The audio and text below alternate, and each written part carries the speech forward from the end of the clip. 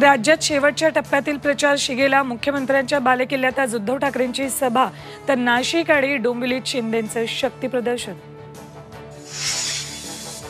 वाटेल त्याच्या डोक्यावर महाराजांचा जिरटोप घालू नका, महाराष्ट्र तुम्हाला आपटेल. नाशिकमधल्या सभेत उद्धव ठाकरेंचा मोदी पटेलांवर घणाघात.